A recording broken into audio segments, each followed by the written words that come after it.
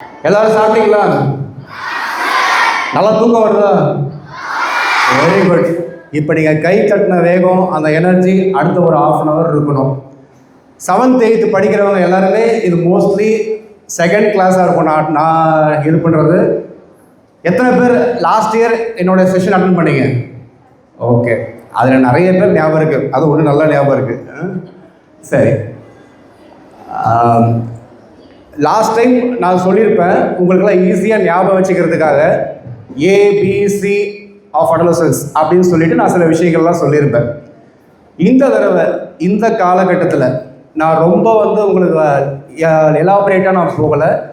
ரொம்ப ரொம்ப இம்பார்ட்டண்ட்டான இஷ்யூஸ் இப்போ கரண்ட்டாக நம்ம சொசைட்டியில் நடக்கிற இஷ்யூஸ், இதை பேஸ் பண்ணி இந்த தடவை வெறும் ஏபிசி 3 விஷயங்கள், அதை நான் ஸ்ட்ராங்காக உங்கள் மனசில் பதிவு பண்ணணும்னு நினைக்கிறேன். ஒரு ஃபஸ்ட்டு 10-15 மினிட்ஸ் நான் பேசுகிறேன். அதிகமாக நீங்கள் எதுவும் சத்தம் போட வேண்டாம். அது முடிச்சுட்டு நான் ஒவ்வொருத்தராக நீங்கள் நல்லா கவனிச்சிருக்கீங்களான்னு நான் கண்டிப்பாக செக் பண்ணுவேன். ஒவ்வொரு ரோவில் இருக்க ஒரு 2 பேரையும் நான் கொஷின் கேட்பேன். இல்லை உங்கள் டவுட்ஸை நீங்கள் என்கிட்ட கேட்கலாம். A for adolescence, addiction and abuse. இந்த அடோலசன்ஸுங்கிறது ஒரு புரியாத புதிர்ன்னு சொல்லுவாங்க.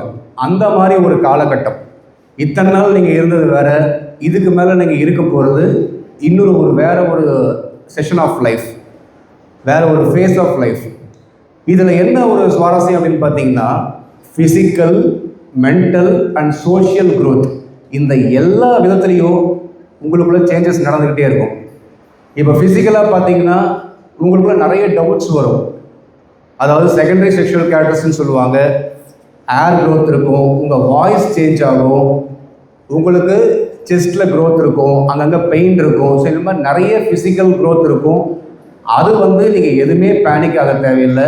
இது எல்லாமே absolutely normal for your age. உங்கள் பேரண்ட்ஸ் கிட்ட போய் சொல்லுங்கள். அதுவும் டவுட் இருந்தால் உங்கள் கன்சல்டன்ட் ஃபிசிஷியன், நீங்கள் யார் டாக்டரை போய் பார்க்குறீங்களோ அவங்ககிட்ட ஒரு டவுட் கேளுங்க. ஸோ ஃபிசிக்கல் சேஞ்சஸை பொறுத்த வரைக்கும் நீங்கள் ரொம்ப எதுவும் worry பண்ண தேவையில்லை. மென்டல் சேஞ்சஸ், மனதளவில் இந்த ஃபேஸில் உங்களுக்கு நிறைய எக்ஸ்போஷர் இருக்கும். டெய்லியும் நீங்கள் வீட்டுக்கு போனீங்கன்னா உங்களோட சோஷியல் மீடியா, டிவி, உங்கள் ஃப்ரெண்ட்ஸ், உங்கள் ரிலேட்டிவ்ஸ், நீங்கள் பார்க்குற விஷயங்கள், கேட்குற விஷயங்கள், இந்த மாதிரி ஏகப்பட்ட எக்ஸ்போஷர் இருக்கும். ஸோ சோஷியலாகவும் சரி, மென்டலாகவும் சரி, நிறைய விஷயங்களை நீங்கள் கோ த்ரூ பண்ணுவீங்க. அது எல்லாமே உங்களை பாதிக்கும். ஸோ அதில் நீங்கள் ரொம்ப ரொம்ப கேர்ஃபுல்லாக இருக்கணும். அதில் தான் நான் அடுத்து சொல்ல வர்றது ஏ ஃபார் அடிக்ஷன். அடிக்ஷன் தப்பா ரைட்டா? தப்புன்றவங்க கை தூக்குங்க பார்க்கலாம். சரி, ஓகே. இதில் 90% தப்புன்னு தான் சொல்லியிருக்கீங்க. நான் இதை டிஃப்ரெண்ட்டாக ஃப்ரேஸ் பண்ணுறேன். அடிக்ஷனுங்கிறது ஒரு நியூட்ரலான விஷயம். அது தப்பு ரைட்டுன்னு நம்ம சொல்ல முடியாது. அது அபியூஸ்ன்னு சொல்லும் போது தான் அது தப்பாக மாறுது. அது ரெண்டுத்துக்கும் வித்தியாசங்கள் உங்களுக்கு புரிகிற மாதிரி சொல்கிறேன். இப்போ அடிக்ஷனுங்கிறது எந்த விஷயத்துக்கு வேணால் நீங்கள் அடிக்ட் ஆகலாம். உதாரணத்துக்கு ஒரு நல்ல விஷயம், உங்களுக்கு டெய்லியும் நீங்கள் இந்த புக்ஸ் இல்லாமல் வேறு ஏதாவது புக் ரீடிங் ஹேபிட் இருக்குது, அது ஒரு நல்ல அடிக்ஷனாக இருக்கலாம். இல்லை டெய்லி நான் ஒரு கப் வெஜிடபிள்ஸ், ஃப்ரூட்ஸ் சாப்பிடாம என்னால் இருக்க முடியாது, அது ஒரு நல்ல அடிக்ஷன். ஸோ அடிக்ஷனுங்கிறது எந்த விதமாக வேணால் இருக்கலாம். ஆனால் அபியூஸுங்கிறது எப்படி தெரியுங்களா? வடிவேல் ஒரு காமெடி இருக்குது. ஸ்டார்டிங்கில் உங்ககிட்ட நல்லா தான் இருக்குது, ஆனால் ஃபினிஷிங் சரியில்லையாப்பான்னு. அந்த மாதிரி அபியூஸுங்கிறது ஸ்டார்ட் பண்ணும்போது ரொம்ப கலர்ஃபுல்லாக, அட்ராக்டிவாக, உங்களை ஈர்க்கிற மாதிரி நிறைய விஷயங்கள் இருக்கும். ஆரம்பத்தில் ஜாலியாக இருக்கும். ஆனால் முடியும் போது அதோட விளைவுகள் ரொம்ப ரொம்ப ஆபத்தாக இருக்கும். அதனால தான் அந்த அபியூஸுங்கிற விஷயத்தில் நான் பின்னாடி வரேன். அதை நீங்கள் என்றைக்குமே அதை நெக்லெக்ட் பண்ணிடணும். இப்போது ஒரு உதாரணத்துக்கு நான் சொல்கிறேன். இப்போ நான் மார்னிங் டைம் ஒரு 12 o'clock பார்த்தீங்கன்னா நான் நிறைய ஸ்நாக்ஸ் சாப்பிட்ற பழக்கம் இருந்தது. எனக்கு பசிக்கும். அதை நான் மாற்றிட்டு ஃப்ரூட்ஸ் சாப்பிட ஆரம்பித்தேன். அதே மாதிரி நைட்டு நான் வீட்டுக்கு போகிறதுக்கு லேட் ஆகும், ஒரு 10 o'clock ஆகிடும். அப்பயும் நல்லா சாப்பிடுவேன். அதையும் மாற்றிட்டு அதை கம்மி பண்ணிவிட்டு வெஜிடபிள்ஸ் சாப்பிட ஆரம்பித்தேன். ஃபஸ்ட்டு கஷ்டமாக தான் இருந்தது. ஆனால் இது போக போக போக போக I got addicted to it. Addict ஆகிட்டு இப்போ அந்த விஷயங்களை என்னால் விட முடியல, அதை செஞ்சுக்கிட்டே இருக்கேன். So addiction is a good thing provided நீங்கள் நல்ல விஷயங்கள் நல்ல ஹேபிட்ஸ்க்கு அடிக்ட் ஆகணும். நீங்கள் எல்லாரும் கருப்பு படம் பார்த்தீங்களா ரீசெண்டாக? Very good. அதில் வந்து வில்லன் வந்து சூர்யா கிட்ட சேலஞ்ச் பண்ணுவார், இந்த சிஸ்டத்தெல்லாம் நீங்கள் மாற்றவே முடியாது, எல்லாரும் அடிக்ட் ஆகிட்டாங்க இந்த லஞ்சம் ஊழல் நெகட்டிவ் திங்ஸ் எல்லாத்துக்குமே அப்படின்ட்டு. அதே ஒரு 2-3 சீன் கழிச்சு சூர்யா எல்லாத்தையும் மாற்றிட்டு சொல்லுவார், பிரதர் அடிக்ஷனுங்கிறது கெட்ட விஷயங்களுக்கு மட்டும் இல்லை, இப்போ எல்லாரும் நல்ல விஷயங்களுக்கு அடிக்ட் ஆகிட்டாங்க, அதனால் அதை செய்யாமல் அவங்களால இருக்க முடியாது அப்படின்ட்டு. So get addicted to good habits, good திங்ஸை கல்டிவேட் பண்ணுங்கள். அதை வந்து இப்போ இருந்தே ஸ்டார்ட் பண்ணுங்கள். இப்போ நீங்கள் நினைக்கலாம் இப்போ நாங்கள் எதுக்கு அதை பற்றியெல்லாம் யோசிக்கணுன்ட்டு. நீங்கள் வருங்காலத்தில் ஒரு காலேஜ் படிக்கும் போதோ இல்லை 12th படிக்கும்போது கொஞ்சம் பெரியவராகும் போது என்னென்னலாம் எக்ஸ்போஸ் ஆவீங்கன்னு உங்களுக்கு இப்போ தெரியாது. ஆனால் இப்போ நீங்கள் என்ன எக்ஸ்போஸ் ஆவீங்க? கலரான ஃபுட் ஐட்டம்ஸ், ஜங்க் ஃபுட்னு எடுத்துக்கலாம், என்ன வேணால் எடுத்துக்கலாம். உங்களுக்கு வந்து பயங்கரமாக அட்ராக்டிவாக இருக்கும். ஆனால் அதையெல்லாம் இப்போவே நான் சொன்ன மாதிரி எதெல்லாம் உங்களை ரொம்ப அட்ராக்ட் பண்ணுதோ, எதெல்லாம் ரொம்ப மார்க்கெட் பண்ணுறாங்களோ, எதெல்லாம் பண்ணால் சூப்பர் சூப்பர்னு எல்லாரும் சொல்கிறாங்க, உங்கள் ஃப்ரெண்ட்ஸ் சொல்கிறாங்களோ, அதை தான் நீங்கள் ஃபஸ்ட்டு அவாய்ட் பண்ண வேண்டியது. அதையெல்லாம் கொஞ்சம் கொஞ்சமாக அப்படியே இக்னோர் பண்ணிவிட்டு உங்கள் அப்பா அம்மா இல்லை உங்களை வெல்விஷர்ஸ் எதெல்லாம் நல்ல பழக்கங்கள் நல்லதுன்னு சொல்கிறாங்களோ அதை மட்டுமே நீங்கள் எடுத்துக்கோங்க. So get addicted to good habits. அபியூஸுங்கிறது எப்படி ஆரம்பிக்கும்? ரொம்ப ரொம்ப அட்ராக்டிவாக ஆரம்பிக்கும். எந்தெந்த விஷயங்கள்லாம் உங்களை ரொம்ப அட்ராக்ட் பண்ணுதோ உங்கள் ஃப்ரெண்ட்ஸ் சொல்லுவாங்க, அது சூப்பராக இருக்குது, அதை ட்ரை பண்ணலாம். அதுக்கப்புறம் நீங்கள் பார்க்கும்போதே ஆடில் சூப்பராக இருக்கும், இல்லை நீங்கள் உங்களை பார்க்கும்போது டெம்டிங்காக இருக்கும். அந்த விஷயங்களை ஆரம்பத்திலேயே முளையிலே கிள்ளி எரிஞ்சிருங்க. அப்போ தான் அந்த அபியூஸுங்கிற விஷயத்துக்கே நீங்கள் போக மாட்டீங்க. ஸோ இது அடிக்ஷன் அண்ட் அபியூஸ்க்கு ஓரளவுக்கு உங்களுக்கு ஒரு தெளிவு கிடச்சிருக்கும். அடுத்து பீஃபர், நான் ஒவ்வொரு தடவையும் சொல்வேன் புக் ரீடிங், அதை இப்பயும் சொன்னேன். அந்த புக் ரீடிங் பண்ணும்போது என்ன ஆகும்னா உங்களுக்கு இந்த மொபைல் அடிக்ஷன், அதுவே ஒரு தவறான ஒரு அபியூஸ் தான். மொபைல் அபியூஸ், கேட்ஜெட் அபியூஸ், அதுக்கு பதிலாக ஒரு நல்ல அடிக்ஷன் வரும். இந்த தடவை அதை விட்டுட்டு பி ஃபார் பிஹேவியர். இப்போ மிஸ் டீச்சர்ஸ் எல்லாமே சொல்லுவாங்க, ஸ்டூடெண்ட்ஸ் பிஹேவ் ப்ராப்பர்லி, உங்கள் வீட்டில் சொல்லுவாங்க பிஹேவ் வெல் அப்படின்னு. ஸோ பிஹேவியர்னால் எல்லாத்துக்கிட்ட ஒரு குழப்பமாக இருக்கும், என்னடா அது நம்ம என்ன பண்ணாலும் பிஹேவ் வெல்னு சொல்கிறாங்களேன்ட்டு. பிஹேவியருங்கிறது ஒரு ஒழுக்கம், டிசிப்ளின், உங்களோட டே டு டே லைஃப் எப்படி வேணால் எடுத்துக்கலாம்.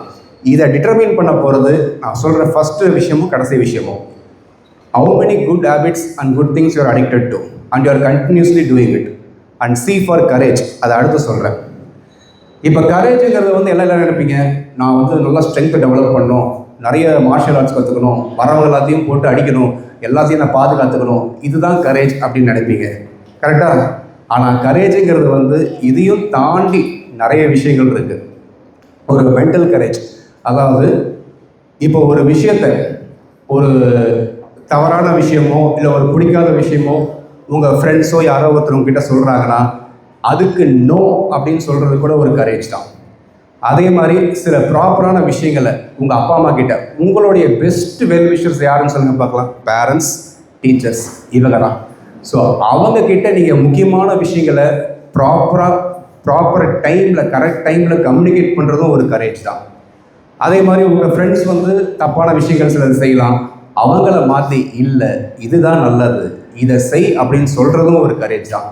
ஸோ இந்த கரேஜ் உங்கள் லைஃப்பில் நீங்கள் இப்போ இருந்தே நான் சொல்கிற எல்லா விஷயத்தையும் கல்டிவேட் பண்ணுங்கள். ஸோ குட் ஹேபிட்ஸ் அடிக்ட் ஆகி கல்டிவேட் பண்ணுங்கள். எல்லா விஷயத்துலையும் ஆக்டிவிட்டி, செயல் எல்லாத்துலேயுமே இந்த கரேஜ் இருக்கணும். இது ரெண்டும் இருந்தால் உங்கள் behaviour will be very very good. You will be a very well behaved child இந்த சொசைட்டி, இந்த ஸ்கூலில், உங்கள் வீட்டில். ஸோ இப்போ நான் சொன்ன இந்த 3 முக்கியமான விஷயங்களையும் ஃபாலோ பண்ணி ஒவ்வொருத்தரும் ஒரு வெல் பிஹேவ்ட் சைல்டாக, ஒரு வெல் பிஹேவ்டு பர்சனாக இந்த சொசைட்டியில் இருப்பீங்களா? Very good. இதோட விஷயங்கள் வந்து நான் இப்போ உங்களுக்கு புரியறத விட இன்னும் இதை ஆழமாக கொஞ்சம் மனசில் வச்சுக்கிட்டிங்கன்னா போக போக வர காலகட்டத்தில் உங்களுக்கு ரொம்பவே புரியும். அதே மாதிரி இப்போ நான் கரேஜுங்கும் போது சொன்னேன், இப்போ நம்ம ஒரு 4-5 பேர் அடிக்கிறது கூட ஒரு கரேஜ் தான். ஆமாம், உங்கள் அதுக்கு வந்து நீங்கள் என்ன பண்ணணும், உங்கள் உடல் பலத்தை இப்போ இருந்தே எக்ஸசைஸ், மார்ஷியல் ஆர்ட்ஸ், உங்களுக்கு பிடிச்சது சிலம்பம், குங்ஃபு, கராத்தே, எது வேணால் கற்றுக்கோங்க. இது வந்து உங்களை பாதுகாக்கிறதுக்கு மட்டும் இல்லை. இப்போ சினிமாவில் நிறைய விஷயங்கள் பார்க்கும்போது எல்லாரும் கை தட்டுவோம். மோஸ்ட்லி ஹீரோ என்ன பண்ணால் கை தட்டுவோம்? ஒரு அநியாயத்தை தட்டி கேட்கும் போது. அதுவும் நிறைய படங்களில் பார்த்தீங்கன்னா அது ஒரு கிளீஷேன்னு கூட சொல்லுவாங்க, அவனுடைய அக்கா தங்கச்சி இல்லை அவனுடைய லவ்வர் அவங்க அம்மா யாருக்காவது பிரச்சனை வரும்போது தான் போய் தட்டி கேட்பார் ஹீரோ, சண்டை போடுவார், வில்லன்களை அடித்து துவம்சம் பண்ணுவார். இதுதான் காலங்காலமாக நிறைய இதில் நடந்துட்டு வரும். ஆனால் இப்போல்லாம் நம்ம இப்போ ஜென்ரேஷன் என்ன தெரியுமா பண்ணுறோம், அதெல்லாம் கிளீஷேப்பாக அதெல்லாம் காலங்காலமாக வருது, நாமளே அதை பார்க்குறதில்ல. அது தப்பு. அந்த மாதிரி சீன்ஸை நீங்கள் மேலும் மேலும் பார்த்து உங்கள் ஃப்ரெண்ட்ஸுக்கும் காமிங்க. இதில் வந்து இன்ஸ்பயர் ஆகணும். இது ஏன் சொல்கிறேன் அப்படின்னா, உங்கள் வீட்டில் எத்தனை பேர் வீட்டில் சிஸ்டர்ஸ் இருக்காங்க? Very good. இது மட்டுமே இல்லை, உங்கள் கூட படிக்கிற பெண்கள் எல்லாருமே உங்கள் சிஸ்டர்ஸ் தான்.